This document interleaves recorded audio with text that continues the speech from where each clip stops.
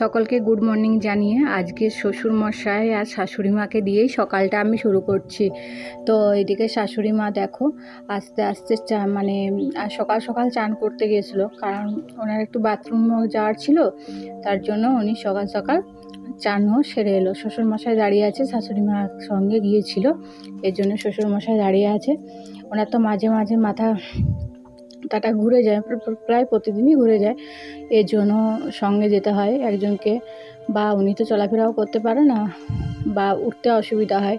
দেখো কিভাবে কি কষ্টের উপর দিয়ে উঠছে, এর জন্য সঙ্গে সবসময় একজনকে থাকতে হয়। শ্বশুরমশাই থাকে সবসময়, আমি যখন সময় পাই থাকি, আর বাকি সময়টা শ্বশুরমশাই থাকে, বেশিরভাগ সময়টা শ্বশুরমশাই থাকে। এদিকে বৃষ্টির দিদিমণি চলে এলো পড়াতে, আর আমার এদিকে ডাল রান্না হয়ে গেছে, আর মাছ আনা আছে, মাছের ঝাল হবে আর আলু ভাতে হবে। আর আমি পয়সা নিয়েছি, পয়সা নিয়ে একটু দোকান চলে যাই, দোকানে কিছু জিনিস আনতে হবে, এর জন্য দোকান যেতে হবে, তাই আমি দোকান যাচ্ছি। দোকানে কিছু জিনিস এনে নিই, সর্ষে আনতে হবে আর জিরে আনতে হবে। দোকান তো এলাম, কিন্তু দেখো দোকান এখানে বন্ধ, কি করি এরপর? জিনিসগুলো তো আমার লাগবেই, চলো অন্য দোকান দেখা যাক, তাই না? দোকান বেরিয়ে এদিকে আমার পাউরুটির দাদার সাথে দেখা হয়ে গেল। এনার নাম হচ্ছে সুশান্ত দা। তো সুশান্ত দা খুবই ভালো মানুষ, উনি পাড়ায় পাড়ায় পাউরুটি বিক্রি করে বেড়ায়, আর আমার সাথে প্রায় দিনই দেখা হয়, আমার সাথে খোঁজ খবর নেয়। তো আমি ভাবলাম একটা পাউরুটি নেব, কিন্তু দাদার কাছে পাউরুটি নেই, দেখতে পাচ্ছ বিস্কুট আছে, তাই বিস্কুটই একটা নিয়ে নিলাম। তো এই বিস্কুটগুলো খেতে ভালো লাগে, তাই বিস্কুটটা নিয়ে নিলাম। আর এদিকে দাদার একটু জল টিস্টা পেয়েছিলো, ঘুরে ঘুরে বেচারি খুবই ক্লান্ত হয়ে গেছে, খিদেও পেয়েছে, আর এদিকে জল টিস্টাও পেয়েছে, তাই আমাকে বললো বৌমা একটু জল দেবে। আমি বললাম কেন দেবো না দাদা, দিয়ে জল এনে দিলাম। তো দাদা জলটা খাচ্ছে পেট ভরে, দেখো সব জলটাই প্রায় দাদা শেষই করে দিয়েছে।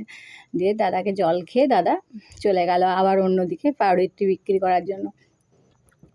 তো আমাকে তার আগে বলে গেল আসছি, খুবই ভালো।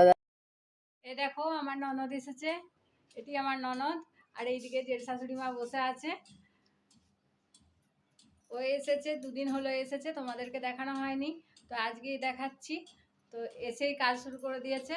এই দেখো আলমারি খুলেছে, আলমারি খুলেই কাজ শুরু করে দিয়েছে। তো একটু পরিষ্কার পরিচ্ছন্ন ঝাঁটা নিয়েই বসে থাকে জেম্মার মতো। এই দেখো সব নিয়ে বসে পড়েছে। তো এদিকে কারেন্টও চলে গেছে, আর দিদিমণি তো মেয়েকে পড়াতে এসছে, তাই এমার্জেন্সিটা জ্বেলে দিলাম, যাতে ওরা একটু দেখতে সুবিধা হয়। তো দিদিমণি পড়াচ্ছে, অন্ধকারের মধ্যেই এমার্জেন্সিটা জ্বেলে দিলাম। দেখো আমার মাছ ভাজা চলছে, এখানে মাছ ভাজা হচ্ছে, এই দেখো মাছ ভাজা হচ্ছে, আর ওইদিকে আলু সিটি পড়ে গেছে, আর আমি দাঁড়িয়ে তোমাদের সাথে গল্প করছি। তো তোমরা রান্না শুরু করেছো সকলে? কিছু কিছু দাদারা আছে, তাদেরকে বলা ভুল যে রান্না শুরু করেছো, তাই দাদারা তো আর রান্না করে না, করে বৌদিরা, দিদিরা।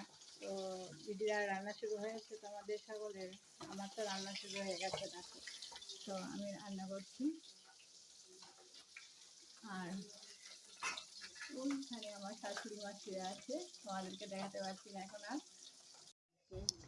আমি এইদিকে কাজ সেরে নিয়েছি, আর এইদিকে আমার দু শাশুড়ি মা আর ননদগিনি তিনজন মিলে গল্পের আসর বসিয়েছে। আমার মেয়ে এদিকে দেখো খেলনা নিয়ে খেলছে, কি সুন্দর খেলনাগুলো দেখতে পেয়েছো, দুটো ঘড়ি নিয়েছে। এগুলো আমরা একটা পৈতে বাড়িতে পেয়েছিলাম, দেখতে পাচ্ছ ঘড়ি দুটো, ঘড়িতে নামও লেখা আছে। আমার চান হয়ে গেছে, চান টান করে এখন চলে এসেছি, এরপর একটু সিঁদুর পরে নেবো, কারণ স্ত্রী মানুষদের তো জানোই সিঁদুর পরতে হয়, তাহলে সিঁদুর তো পরতেই হবে, নাহলে শাশুড়ি মা কেটের কেটের কেটের কেটের করবে, তাহলে সিঁদুরটা পরে নিতে হবে। দেখো আমি সিঁদুর পরে নিয়েছি, চান করে সিঁদুর পরে নিয়েছি। তো সিঁদুর পরে কেমন লাগছে আমাকে? লাগছে না বউ বউ এবার? বলো বউ বউ এবার লাগছে না?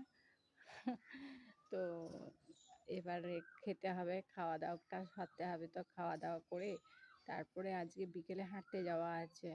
কালকে হাঁটতে যেতে পারিনি, কালকে এইদিকে প্রচুর জল হয়েছিল, এর জন্য সেভাবে হাঁটতে যাওয়া হয়নি। তো আজকে আবার হাঁটতে যেতে হবে, তা হেঁটে টেটে তারপরে আবার বাড়ির কাজ আছে। তো এ দেখো আমরা হাঁটতে বেরিয়ে গেছি।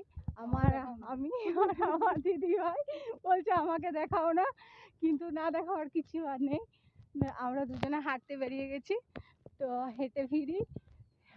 আজকে মেঘ এসেছে প্রচুর আকাশে, দেখো আকাশে প্রচুর মেঘ এসেছে,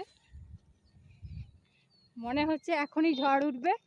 তো আমরা তাড়াতাড়ি করে যাচ্ছি তাই হাঁটতে। দেখা যাক আজকে ঝড়ের মুখে পড়তে হয় নাকি।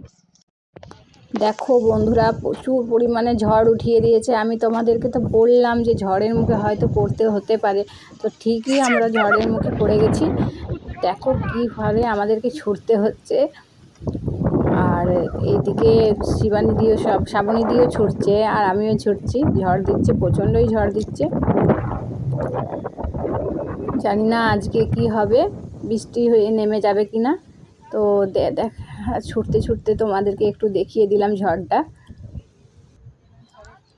আর এইদিকে শ্রাবণীদি কিছুটা এসে আর একটু ঝড়টা হালকা হতে শ্রাবণীদি বলছে, প্রিয়া তাহলে এক কাজ করি, চলো দুটো চপ নিয়ে নিই। তাই শ্রাবণীদি চপের দোকানেও ঢুকে পড়েছে চপ নিতে। তা আমি বললাম তাই নাও, দিয়ে একসঙ্গে যাব চপ খেতে খেতে। তো তাই একসঙ্গে চপ খাওয়া হয়ে যাবে আর ঘরও যাওয়া হয়ে যাবে। তো আমি ঝড়ের মুখে পড়েছিলাম, তোমরা দেখেছো। তো ঝড়ের মুখে পড়েও আমি চলে এসেছি বাড়ি। তো এখন জল নামিয়েছে, জল পড়ছে, দেখো জল পড়ছে, আমরা দুজনে জলেতেই বসে আছি। তো আজকের মতো ব্লগটা এখানেই শেষ করলাম। তোমরা সবাই সুস্থ থেকো, ভালো থেকো, টাটা।